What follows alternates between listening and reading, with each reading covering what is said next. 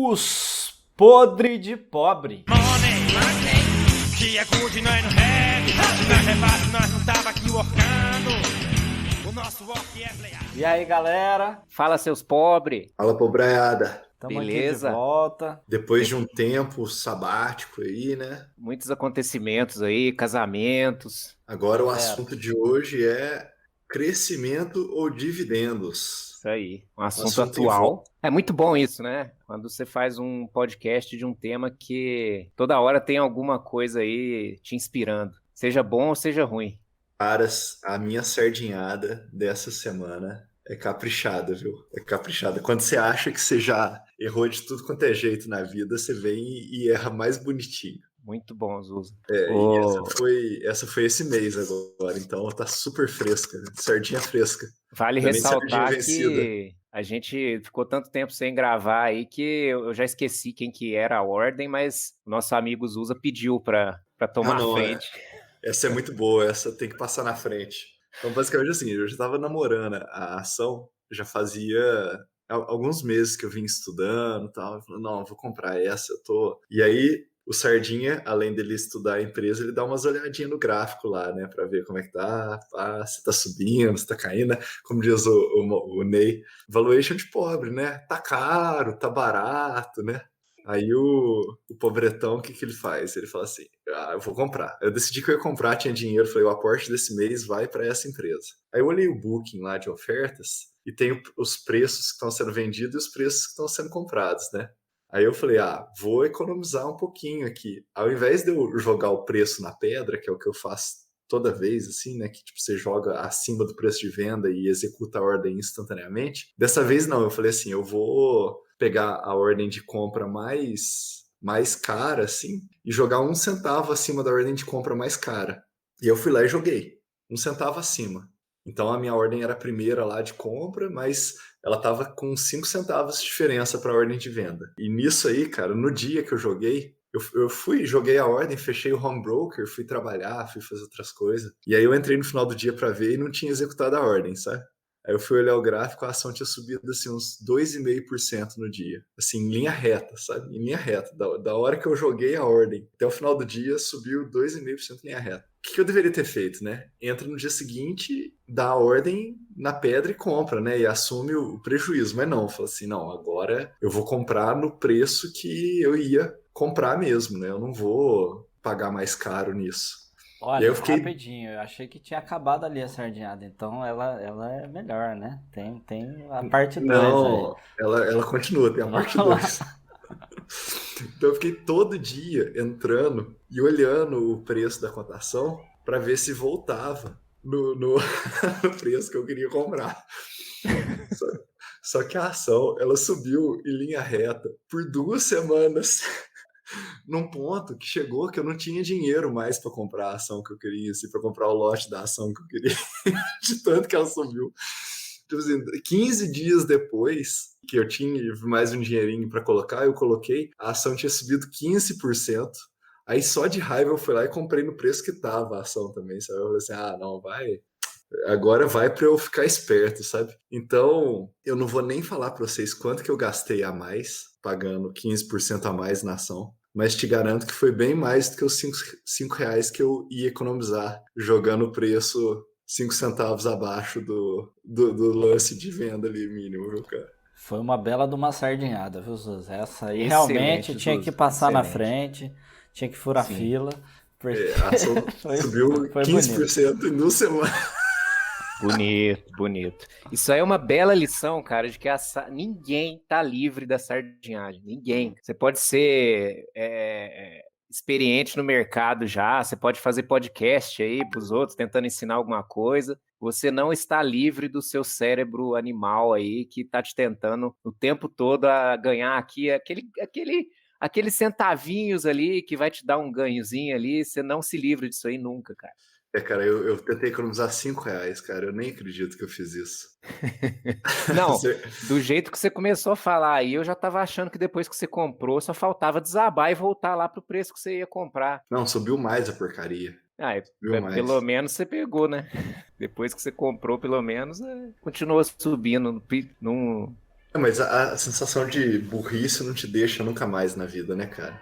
É pra sempre. É igual quando você compra no topo do dia, assim, quando você manda a ordem e fala assim, eu acho que agora é a hora, aí você manda. Vocês nem devem olhar isso, né? Acho que ninguém olha isso, só o Ah, sardinha mesmo. esse seu podre aí me inspirou um pra eu contar, que tava enterrado aqui na memória e agora Ah, o seu relato aí me Mas é inspirou isso. aqui O pro podre próximo. puxa o podre, né? Essa é a beleza dos podres de É pobre. isso aí, cara. no próximo você puxa ele. Mas vamos para o tópico do dia. Tópico puxado aí pelo nosso ministro Paulo Guedes, querendo fazer uma reforma tributária, inventar um monte de regra diferente, modificar as coisas antigas, tributar dividendos. E o dilema que fica agora é: empresas que pagam dividendos ou empresas de crescimento? Eu até gostaria de fazer uma ressalva aí que essa discussão não precisa ser motivada pelo Paulo Guedes. Ela poderia existir aí mesmo que o Paulo Guedes não tivesse tentando fazer nada, né? Ela existe, ela é clássica, né? Isso aí você vai na literatura da área, tá todo mundo falando isso. Você deve comprar crescimentos, você deve comprar dividendos. Quando o valuation surgiu, né, a escola de comprar valor, eu acho que o pessoal olhava muito questão disso, né, de preço. Então, o foco era bem no dividendos. O crescimento, em geral, ele tem um prêmio embutido ali no preço que, quando você olha, você fala assim, eu não vou pagar isso aqui, né? Parece cara, porque o crescimento te engana o que você vai ter no futuro ali. Mas digamos que a proposta do Paulo Guedes insere um fator externo, fator governamental, que pode favorecer um ou outro tipo de empresa. É isso aí. Eu acho que vale a pena a gente só dar uma recapitulada rápida aí no básico, né? A gente não sabe, às vezes tem pessoas aí, iniciantes, ouvindo esse episódio aqui sem ter ouvido os anteriores, mas é basicamente as duas formas básicas de retorno aí dos investimentos em ações. Ou você recebe dividendos que são participações aí nos lucros das empresas, proporcionais à quantidade de ações, ou você tem a empresa crescendo, que eventualmente vai refletir no preço da ação. Então, se uma empresa cresce ao longo dos anos, o valor ali de face da ação, apesar das flutuações de mercado de longo prazo, tende a acompanhar o crescimento da empresa. O crescimento, ela, ao invés de pagar para acionista, ela investe nela mesmo e com isso tenta gerar um retorno maior do que daria pagando. É como se fosse uma promessa de um ganho maior no futuro do que um valor presente agora, né? Promessa essa que o mercado costuma identificar às vezes e essa própria expectativa aumenta o valor da ação, que é o que você estava falando aí, que às vezes você olha e fala, poxa, essa ação tá cara. Então, ou seja, o mercado talvez já esteja premiando aquele crescimento futuro. Então, realmente investir em crescimento torna-se um pouco mais complexo. E o crescimento é mais arriscado, né? Porque o crescimento ele pode dar certo ou pode dar errado. O dividendos ali você recebeu, beleza, é aquilo ali. O dinheiro está na sua mão, você vai fazer o que você quiser com ele. O crescimento, o plano da empresa pode falhar. Pode ser que lá na frente você veja, nossa, se ela tivesse me dado esse dinheiro, eu tinha feito muito melhor com ele do que a empresa fez. Não, uma coisa importante de ser mencionada é que o risco das empresas, ele sempre existe, né? Não é porque uma empresa de dividendo que ela não vai ser arriscada. Uma empresa de crescimento, ela tem o risco adicional, né? Ela tem esse risco da promessa, do crescimento não acontecer na velocidade esperada, ou nem acontecer, enquanto que empresas de dividendos têm os riscos normais do mercado que as empresas de crescimento também estão sujeitas. Por exemplo, uma empresa muito queridinha aí é a Cielo, né? Empresa excelente, redondinha, com margens ótimas, mas que viu seu cenário de negócio mudar de uma hora para outra, né? Aumentou muito a concorrência, a barreira de entrada estava baixa, surgiram diversas empresas de cartão e as margens da Cielo despencaram, ela teve que reduzir margem para manter market share e tal, e o negócio dela mudou. Então ela era uma empresa que tinha lucros muito grandes e passou a ter lucros mais modestos. Então, empresas de dividendo também estão sujeitas a risco, né? O que eu diria que é o risco do pagamento de dividendos, de uma empresa que foca em dividendos, que seria aquele feijão com arroz. Eu faço o meu negócio, eu dou o meu lucro aqui, eu gero um lucro e eu distribuo para o meu acionista e eu fico nesse ciclo até vir em alguma concorrência, alguma mudança de mercado e acabar com o meu negócio, né? Então, esse foco em dividendos, ele pode virar também o tiro sair pela culatra, vamos dizer assim, que a empresa fica ali, não se mexe, não se reinventa e aquilo está fadado a ser esmagado aí pelas mudanças, né, pelas inovações. Então não tem como, nenhuma empresa sobrevive ficando parada fazendo a mesma coisa sempre. Esse eu acho que é o risco aí, né, que tá de certa forma caracterizado aí no próprio exemplo da Cielo, que não olhou para a concorrência com os devidos olhos, né, achou que ela estava ali na zona de conforto e aquilo ali não ia mudar nunca. Então, esse é o risco dos dividendos, né? Então, acho que cada caso aí tem o seu risco. O Mas crescimento não foi distribuir dividendos que fez a Cielo se não ferrar. não é o risco, foi. não é o dividendo, não é a distribuição em si, é a questão de você não se mexer, né? De você... e o que acontece? Uma empresa que é focada em dividendos, ela tende a ser essa empresa mais parada, mais ali naquele negócio, fazendo feijão com arroz o tempo todo. Já uma empresa de crescimento, ela está sempre tentando mudar, né? De olho nas tendências. Isso que é a diferença aí. Você falou aí de iniciante, eu acho que é interessante de falar que dividendos não é dividend yield, né? Payout. Você não pode olhar o yield da empresa, quanto que ela pagou de dividendos em relação ao preço. Tipo, quanto que ela pagou em relação ao lucro dela. Então, um payout próximo de 100% caracterizaria uma empresa de dividendos. Um payout mais baixo, abaixo de 50%, 30%, 20%, 0%, aí a gente pode estar pensando mais numa empresa de crescimento. É isso aí, são indicadores diferentes, né? É importante falar isso mesmo, porque o que a gente vê aí nos principais meios de comunicação é dividend yield, né? O tempo todo.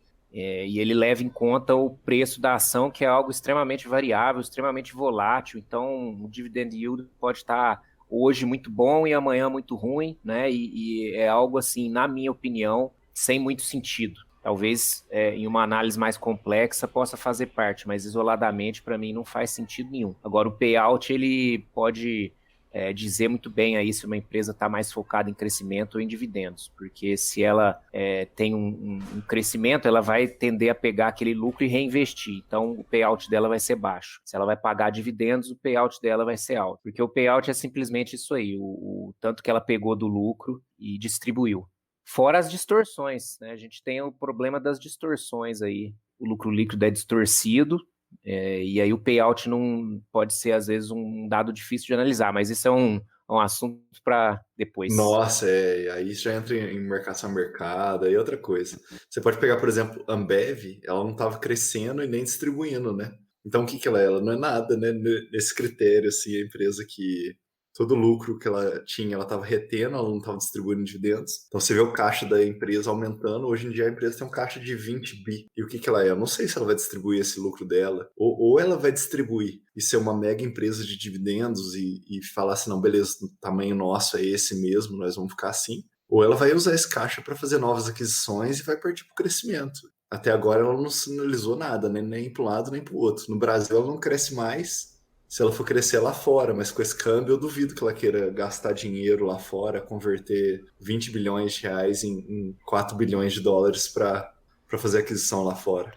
Vale lembrar que o Lehman virou brother do Warren Buffett. E o Warren Buffett também, as suas empresas, né, a Berkshire Hathaway, tá com um caixa bastante elevado. Eu imagino que, como você falou, para o caso específico da Ambev, o câmbio deve ser um fator muito preponderante no gasto desse dinheiro com aquisições, né? E eu acho que a Ambev, agressiva como ela está focando mais em aquisições. E no Brasil, como ela já tem uma fatia de mercado muito grande, o CAD, qualquer aquisição que ela fizer aqui vai ter algum problema com órgãos reguladores. Eu imagino que ela esteja segurando esse dinheiro para poder fazer alguma aquisição externa.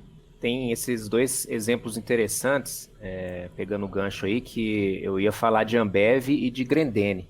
Ambev é um caso interessante para a gente discutir também a respeito de crescimento, né? Vamos dizer assim, até quando uma empresa pode crescer? Aí entra também até a convexidade do mercado, né? Uma empresa pode crescer muito e aí isso vai ser refletido no preço das ações e daí que as ações têm esse retorno extraordinário às vezes. Porém, quanto maior a empresa fica, mais difícil é ela crescer. Isso é lógico. Vamos pegar aí uma empresa que é pequenininha, e ainda iniciando, né? Vamos pegar, por exemplo, aí a Lojas Quero Quero, que está ali no sul, um pouquinho no sudeste, ela tem o Brasil inteiro para crescer. Aí, por outro lado, você pega uma Ambev, que já virou uma coisa, né? Realmente um império, tem um monte de marca. Então, assim, é difícil, né? Até a própria regulação aí do governo, órgãos de regulação da economia, como o CAD, dificilmente aprovam, né? Um crescimento que torne a empresa até um risco para o mercado, em termos de monopólio e tal. Então, é isso, né? A empresa, ela, quanto mais cresce, ela vai ficando mais difícil de crescer. E aí, naturalmente, a empresa tende a focar mais em distribuição de dividendos. Só que tem um caso muito interessante, que é o da Grendene, que ela tem benefícios, depois você até me ajuda aí, Zusa, talvez você saiba explicar melhor que eu, mas ela recebe uma grana lá oriunda de benefícios fiscais no negócio dela. Então entra dinheiro lá na Grendene, que é, na verdade, reversão de impostos, que ela não precisaria pagar. E esse dinheiro ele não pode ser distribuído, então esse dinheiro tem que obrigatoriamente ficar no caixa, ele tem que ser a condição para esse dinheiro. Pode falar, Zusa, fica à vontade. Não, ele pode, porque vai pagar muito imposto se for distribuído. Não é interessante distribuir ele, né?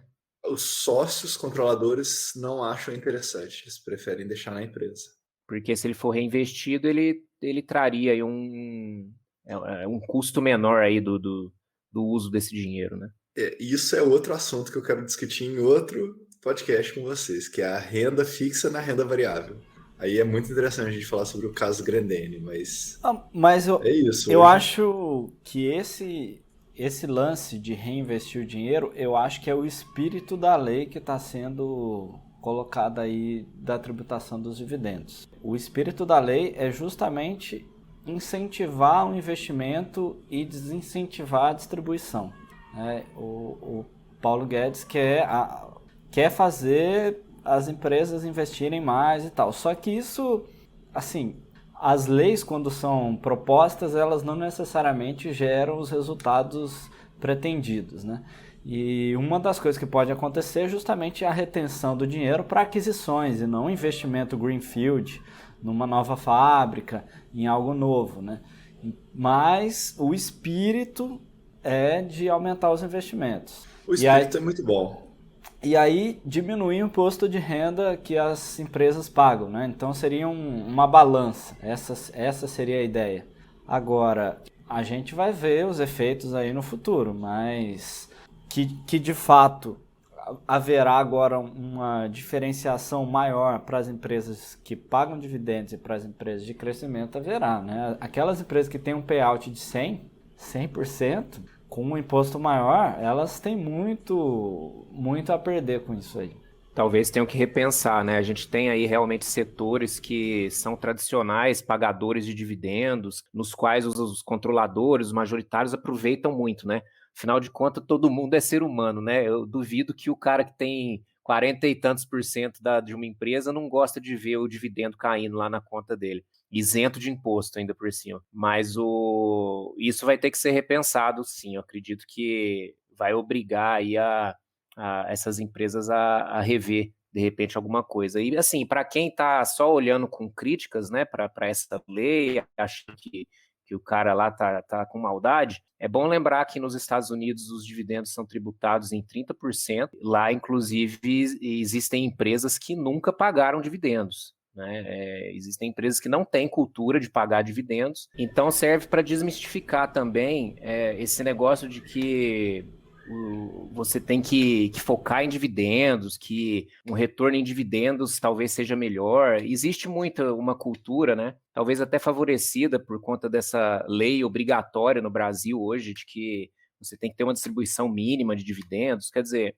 A empresa ela retorna para você de dois jeitos. Ou ela vai retornar depositando dinheiro na sua conta, ou ela vai retornar com a valorização da ação. Se você quiser usufruir, você pode vender a ação e usufruir, entendeu? Então, só para a gente também não tirar essa questão de que a tributação do dividendo é necessariamente algo ruim, né? Como o Ney falou aí, talvez a ideia da lei seja boa, porque as empresas podem acabar investindo mais e nesses investimentos dando certo, o retorno vai vir por meio do preço da ação. O espírito da lei é bom e eu acho que é interessante pensar que nenhuma empresa cresce para sempre, nenhuma empresa fica estagnada para sempre. As empresas ciclam, elas mudam de momento, assim. Tem momentos de crescimento das empresas, momentos que elas ficam estagnadas. Mesmo empresas que você tem na carteira há muito tempo, vai ter momentos que elas vão crescer pra caramba e depois parar. Nada cresce para sempre, né? A Vide Ambev, que a gente já mencionou, que cresceu aí 20 anos seguidos e agora não tem mais como crescer no Brasil. Para ela crescer, ela tem que sair do Brasil, tem que ir para outros países. Então. É impossível uma empresa crescer eternamente sem distribuir também. Em determinado momento ela vai crescer tanto que ela tem que começar a distribuir. Droga Raia, que a gente já falou outras vezes aqui. Em algum momento ela vai parar de crescer, vai começar a distribuir caixa, porque para onde que ela vai crescer? Exatamente. No caso das empresas de crescimento também, existem duas formas principais de crescer, né? Que é o crescimento orgânico e o inorgânico. Onde o crescimento orgânico é o crescimento da operação da própria empresa, e o crescimento inorgânico é quando a empresa adquire uma outra empresa, né? Então ela, por exemplo, o caso mais recente aí eu acho que seria a Magazine Luiza adquirindo a Kabum, né? A loja que explode. É um exemplo de como a empresa pode crescer ou entrar no nicho que ela não tinha muita força. Esse é um método muito eficiente, um método bastante interessante para as empresas que têm caixa e que agora não vão poder distribuir, aliás, vão ter um desincentivo a distribuir esse caixa em formas de dividendo. E é um crescimento rápido, porque é você incorporando um negócio que já existe, na veia, muito rápido. É diferente de você fazer um investimento, que aquilo precisa ter um tempo para retornar. Às vezes a expectativa, como a gente falou no começo, o mercado já premia, então quando vem aqueles resultados, o preço da ação não muda, porque já está ali precificado. É muito difícil da gente prever o que vai acontecer, porque na nossa cabeça vai acontecer uma coisa e quando vem acontece outra totalmente diferente, né? Mas tentando fazer um panorama, o que eu penso? Que o mercado vai premiar mais as empresas de crescimento nesse momento, se passar realmente a lei, né, cobrando os dividendos. As empresas que são dividendos, elas vão tentar mudar um pouco de perfil para englobar um pouco de crescimento nelas, mas nem todas vão conseguir, porque nem todas têm para onde crescer. Se elas tivessem, elas já estariam crescendo naturalmente. Eu acho que o que vai acontecer é isso. O mercado vai se ajustar de uma maneira diferente um pouco do que é agora, mas vai se ajustar e continuar normalmente. Eu estava conversando com um amigo meu que é contador, e eu falei para ele mais ou menos isso. Ele falou assim, esse negócio do crescimento é uma armadilha, né? Porque é a trap.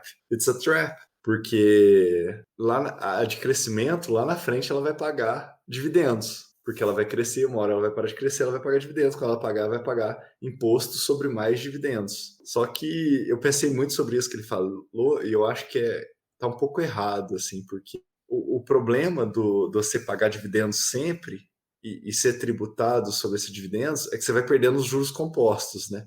Enquanto a de crescimento, como ela não está pagando o imposto, você está ganhando mais juros compostos em cima daquele valor, mais juros compostos, e na hora que você distribui lá na frente, você vai distribuir sobre os dividendos, mas os juros compostos foram todos acumulados em crescimento, sem perda no meio do caminho. Faz sentido ou ficou muito bizarro isso que eu falei? Tô de acordo com o raciocínio. Faz bastante sentido. E eu acho que assim, um fator crucial também, que é utilizado nos modelos de precificação das empresas de crescimento, os juros básicos da economia, né? Porque você tem, quando você projeta o crescimento, que é uma coisa futura, você não sabe se vai realizar, se não vai, você projeta uma taxa de crescimento e você também projeta a taxa de juros que vai ser descontada aí desse crescimento. Então, como a gente está vivendo uma tendência de juros crescente, a gente tem uma taxa de desconto aumentada, o que diminui o valuation dos dividendos. Então a gente está num momento de maior dificuldade de precificação das ações, porque por um lado você tem a nova lei trazendo incentivo para o crescimento, por outro lado a gente tem a estrutura básica da economia indo para uma direção de juros mais altos, o que diminui o retorno dessas empresas de crescimento. E em muitos casos as empresas que crescem com dívida. E a taxa de juros também aumenta o custo da dívida dessas empresas. Então você perde dos dois lados. Você perde do ponto de vista da precificação, né, do cálculo do VPL da empresa, do valor presente líquido, e do ponto de vista do seu custo de financiamento. É interessante falar de dívida o seguinte, né? Muitas vezes a dívida ela não é olhada numa empresa da forma adequada, né? Porque empresa ter dívida não é a mesma coisa do que pessoa física ter dívida. Pessoa física ter dívida, em praticamente 100% dos casos, é uma desgraça. Todo ser humano que se preza deveria evitar a dívida, deveria evitar pedir empréstimo em banco para comprar ações, entendeu?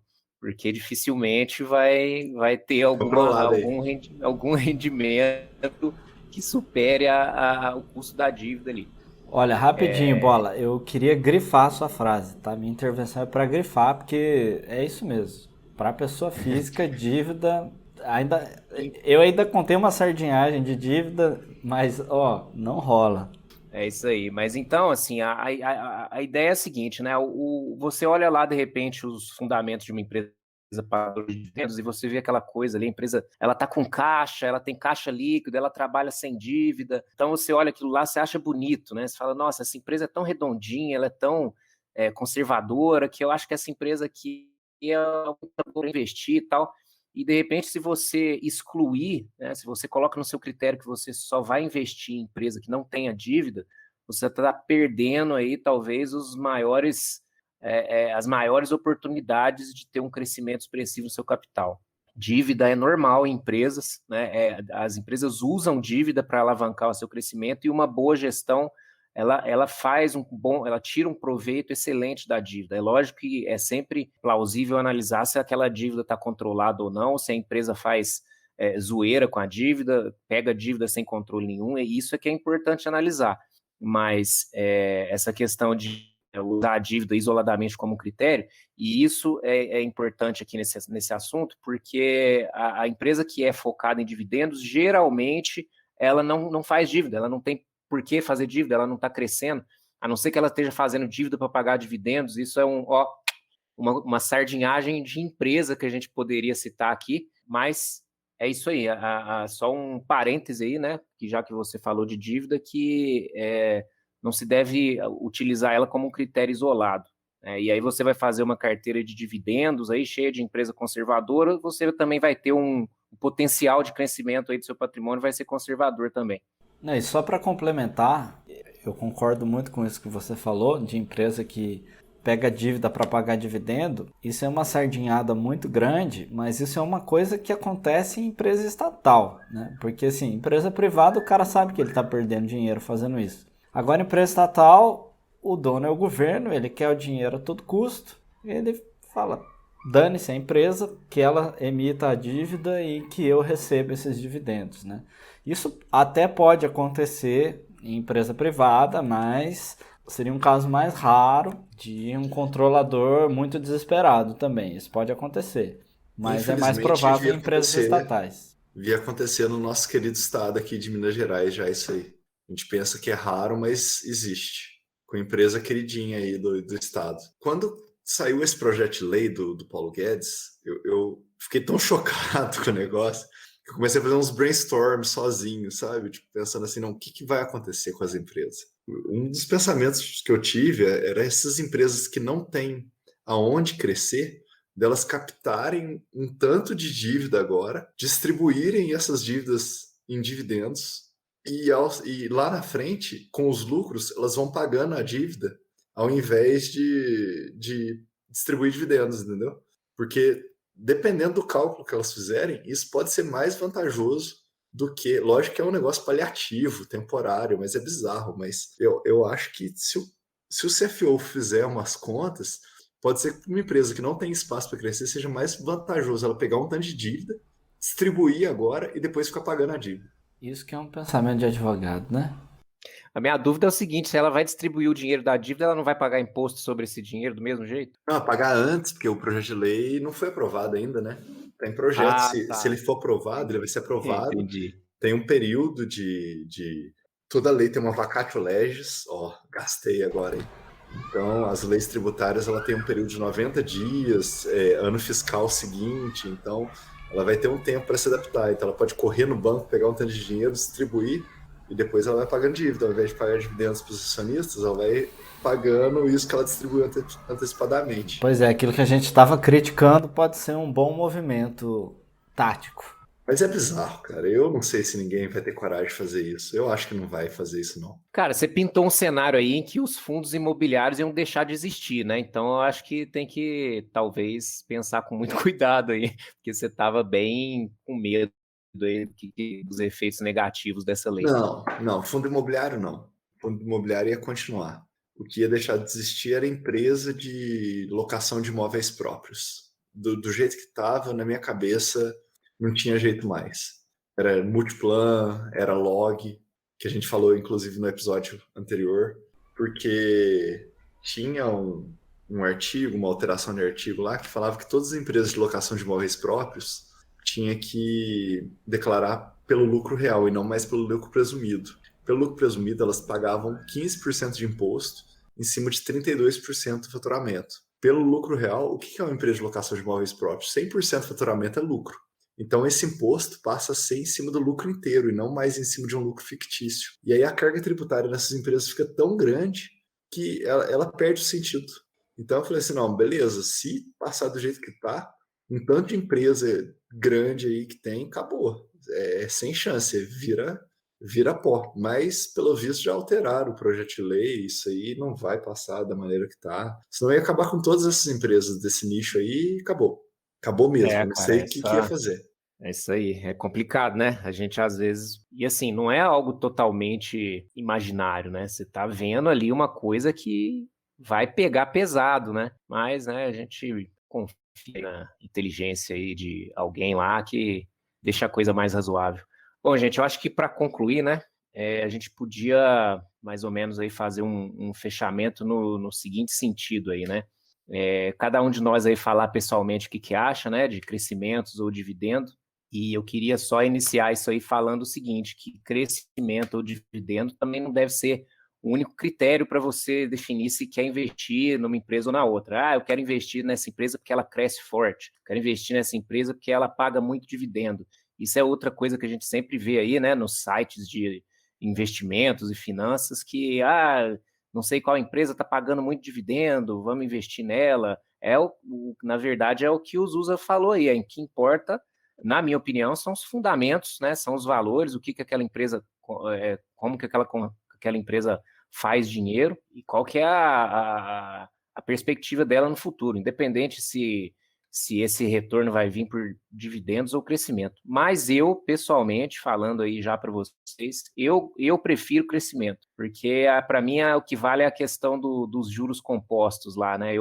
Na minha cabeça, uma empresa pegar o dinheiro e investir no negócio dela, que ela sabe que dá um retorno, é mais vantajoso naturalmente do que um pagamento de dividendo que vai vir para mim e, poxa, o que eu posso fazer com em termos de rendimento? Eu posso colocar em outra empresa ou numa renda fixa, ou seja, o juro composto ele é feito na empresa por meio do crescimento. Então, o meu cérebro animal aqui acaba preferindo crescimento, apesar de que eu também não nego que é gostoso ver o dinheirinho caindo lá, né? Eu acho que nós vamos ser unânime aqui, viu, Village? Porque se fosse para gastar o dinheiro agora, a gente não estava investindo, né? Então, o crescimento é o caminho mesmo. Vamos dizer, se eu quero pegar o dinheiro de volta, para que eu coloquei na empresa? Então, né, eu quero ver ela crescendo infinitamente e lá na frente eu vejo o que eu faço com isso aí, né? Quando o dividendo que ela distribui lá for o mesmo tanto que eu aportei, aí que eu vou achar lindo mesmo, né? Daqui a 20 anos, quem sabe? Eu sou totalmente crescimento, mas eu acho que as empresas de crescimento são muito mais difíceis de analisar, elas Você tem que acompanhar de perto, você tem que ver se ela está executando o plano, se aquele investimento dela deu o retorno esperado, né? É outro caminho. Agora, a dividendos eu não excluo não, viu? Mas eu sou sardinha e quando a empresa está distribuindo próximo de 100% payout, eu olho muito o preço que eu estou pagando na empresa, viu? Bem mais do que eu olho quando a empresa é de crescimento. Acho que a unanimidade é verdade. Eu gosto muito de crescimento também. E assim, eu tenho um exemplo bem pragmático. Eu sou amigo de um comerciante e aí a gente troca uma ideia e tal. Às vezes ele fala, não sei quem tá querendo comprar um imóvel aqui, alugar e tal. Poxa, para mim vale muito mais a pena comprar uma mercadoria que eu vendo com uma margem de 100% do que eu querer comprar um imóvel e receber um aluguel lá de 0,4%. Então, uma empresa que está vendendo bem, que tem uma margem boa, que tem os seus produtos, né, assim, que tem saída e tal, eu acho que vale muito mais a pena você investir em crescimento. Essa empresa, ela pode sair de um pequeno espaço geográfico e conquistar um país ou até mesmo um continente. E isso tem muito mais retorno do que você olhar só para dividendo. Agora, ao mesmo tempo, eu acho que vale a pena a gente olhar para a fase que você está, né? Você pode estar numa fase que é muito mais interessante para você ter uma renda, né? Se você for mais velho, se você já tiver construído seu patrimônio, você pode ter uma visão assim, poxa, o que eu quero é receber o dinheiro e usar o dinheiro, né? Se você está num momento ainda de construir o patrimônio, o que você quer é colocar o dinheiro, que esse dinheiro multiplique cada vez mais. Então, eu acho que depende muito também dos seus próprios objetivos, mas como os meus objetivos ainda são de construir patrimônio, eu sou a favor do crescimento. Perfeito, né? Eu acho que realmente aqui nós três aqui no mesmo momento aí em relação à formação de patrimônio, a gente teria que colocar um cara aí com algumas décadas aí de investimentos e ver qual que seria a opinião, né? Mas eu acho que assim, existem empresas excelentes que são mais focadas em pagamento de dividendos e são viáveis também para ter na carteira. E são empresas que, como o Zusa falou, em algum momento podem virar, dar uma guinada, principalmente com essa reforma aí, e começar a crescer loucamente aí, né? Então, eu acho que é a questão de, assim, você analisa ali e essa questão se ela te traz retorno por crescimento ou dividendo, vai ser uma questão de preferência pessoal, né? No momento que você tiver, mas acredito que cabe aí os dois casos, né, na carteira. É isso aí, Village, com sua qualidade de áudio horrível, os podres de pobre. Falou, galera. Valeu. Aqui é o Zusa. Aqui é o Bola. E aqui é o Ney. Abraço.